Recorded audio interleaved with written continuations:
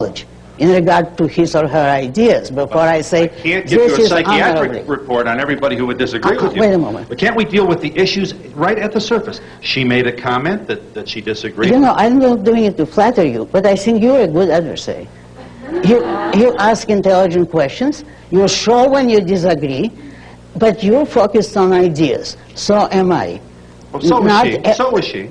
No. She was talking about your ideas, and all she said that she's parted from some of your writings. Hey, show me a person who's universally beloved, and I'll show you a person who isn't doing anything. No, if she's parted from my writings, that's her loss, not mine. But why announce it to me?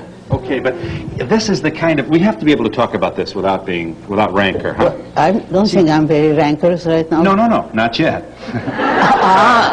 You can't tell. Okay. Your position is desperately close to the dictator who says, if you disagree with me, you are not honorable, I will not deal with you, and I may send the Savak after you. That's the next thing. Now that is your... I wouldn't suggest you would do that. I'm saying this is the beginning of an attitude that... You mean that if you are opposed to a dictator, you say, well, reality is one thing for you, but it's another thing for me. Let's all be guided by our feelings and not by the evidence of reality. Okay, the problem with the conversation is you and I would have to both choose a dictator for us to be equally comfortable in discussing it, huh? I mean, your definition of a dictator may be different than mine, or vice versa. My definition is very simple and objective. Yeah, what is Anyone who will enforce any idea or prejudice by physical force, anyone who initiates the use of force against another human being, in that instant is acting like a dictator. And if he establishes that as a political system, then that's a dictatorship. But I'm the arch enemy of physical force. Right.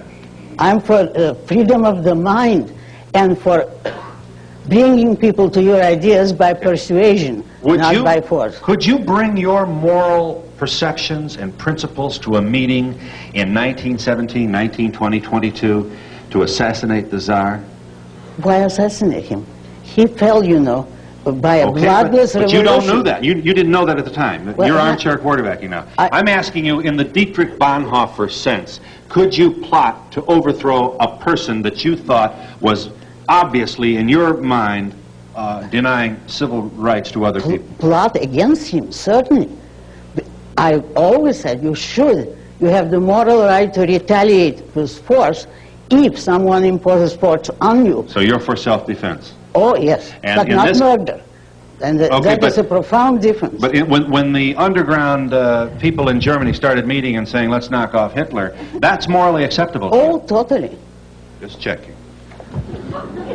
In view of what you've just said, I wonder if you have an opinion about the Shah of Iran. Do you think his actions in leaving Iran and finding a home somewhere else, would that be an adversary of your philosophy, that he did what he thought was morally right? No, because his philosophy was pretty dictatorial. I don't approve of him at all, I don't admire him, but if this country gives refuge to communists and ex-Nazis and every kind of refugee, they should have given him refuge. I don't see why not, unless they decided, by they I mean the government, that it's not to our interest. If somebody threatens this country and his ideas are so evil that it will create damage in this country, then you have the right properly to refuse him. But that doesn't justify a dinky, miserable little savage country that exists only on the proceeds of the oil they robbed from us, dictating our internal policy. Because that is what they're doing. They're telling us whom we can admit and whom we can't admit. By what right? I had a problem with understanding Ms. Rand's philosophy at the beginning, or earlier in the show. She said that she only believed in a romantic type of art and didn't believe in things that were based on realism. She didn't think that... You don't think art should necessarily reflect life, especially life as it is today? Exactly, and I recognize other schools of art, only I don't like them. I just found that... I prefer is romanticism. I just found that a little bit contradictory with then when she said in terms of religion that she didn't believe in religion as we do because it's not based on realism, as she said, and more mysticism. You're mixing categories. You see, the issue of religion is metaphysical. It's so in nature, in reality. Now, art is not metaphysics. It's not there without man. Art is man-made. It's a product of man. And when it's a product of man, you don't have to copy it. You don't have to say this is a fact because 10 men did it that way.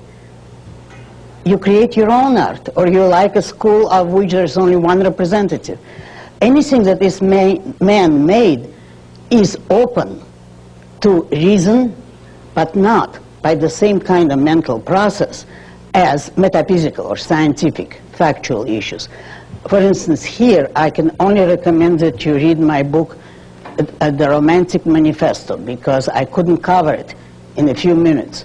The reasons why I can demonstrate to you that Romanticism is the best school of art, the best, most justifiable, but not the only one. Over here, please. First, I would like to say that I am a believer, praise God, in God. And what I want to know from Mrs. Rand is that why is it so hard to accept gratitude? You think it is? No. I think it's a very pleasant emotion. To accept gratitude? Yes. Well, in what way do you classify me with that question? Does it mean that you're a weak person? You know, like if a person tell you thank you for something that you have done for them, and you says, well, you know. Yeah, but if you mean that I and other people should say if they've achieved something, thank God. It's God who helped me to do it. But if you make a mistake, well, then it's my own evil fault. You see what it does to your self-esteem? And I think it is very, very dangerous and improper to ascribe your own achievement to somebody else. You should be proud, as I said at the beginning, of something which you actually achieved. Don't share credit for that. Don't give it away. Ms. Rand, I'd like to say that in past years, I read your books and I enjoyed the excitement and especially the settings of them, which were far removed from my life.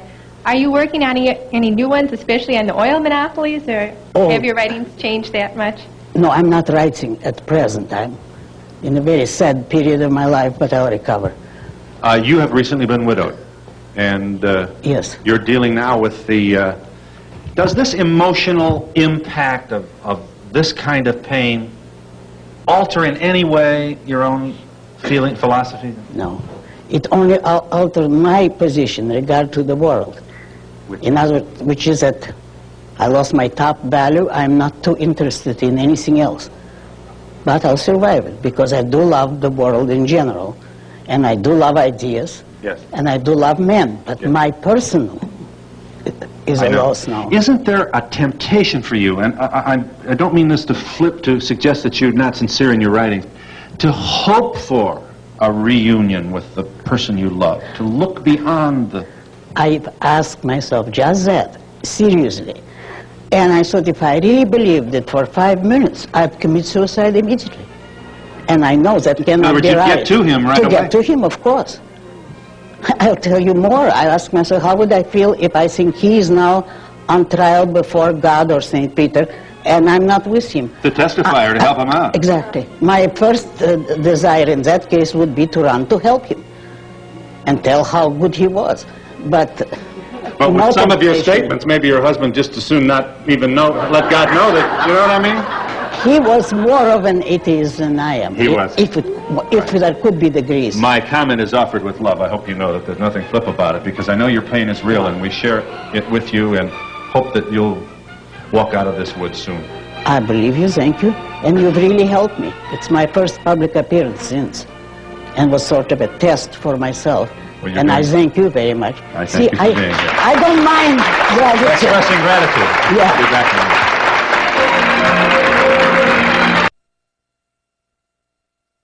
So much for your visit with us.